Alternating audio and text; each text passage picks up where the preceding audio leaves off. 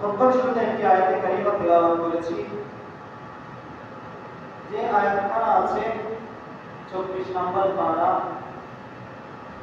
19 নম্বর পৃষ্ঠা সূরা হামিম সাজদা। এই সূরা হামিম সাজদার একটি আয়াতে কারিমা তিলাওয়াত করেছি। রব্বুল আলামিন যদি তৌফিক দান করেন তাহলে ওই আয়াতের মানা কোরআন এবং সুন্নাহর আলোকে আলোচনা পেশ করে নির্দিষ্ট সময়ের মধ্যে শেষ করার চেষ্টা করব। আল্লাহ আমাদেরকে যা আলোচনা হবে এগুলো যেন শুনে আমল করতে পারি। আল্লাহ তৌফিক দান করুন। সবাই বলুন আমিন।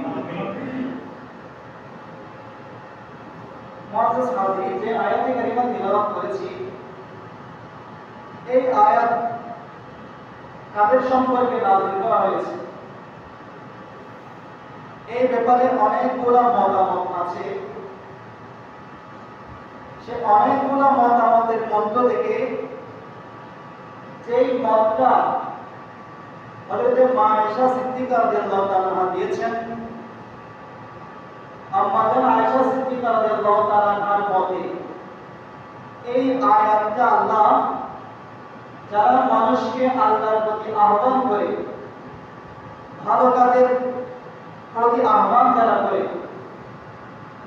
ওই সমস্ত বান্দা তথা যে সমস্ত মানুষরা সর্বোচ্চ সবচেয়ে উত্তম বাক্যের মাধ্যমে আল্লাহর প্রতি মানুষকে ডাকেন, ওই সমস্ত বান্দাদের সম্পর্কে আল্লাহ এই আয়াতে কারিমা নাযিল করেছেন।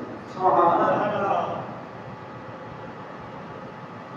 এখন আপনিও মানুষকে নামাজের দিকে আহ্বান করতে পারেন, আমিও আহ্বান করতে পারি, যার যার ভাষা অনুযায়ী মানুষকে আল্লাহর দিকে আহ্বান করা যায়।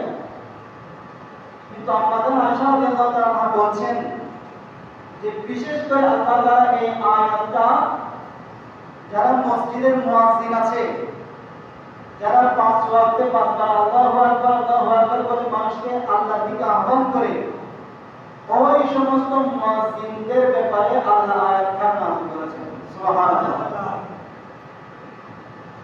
মুয়াজ্জিনদের ফজিলত সম্পর্কে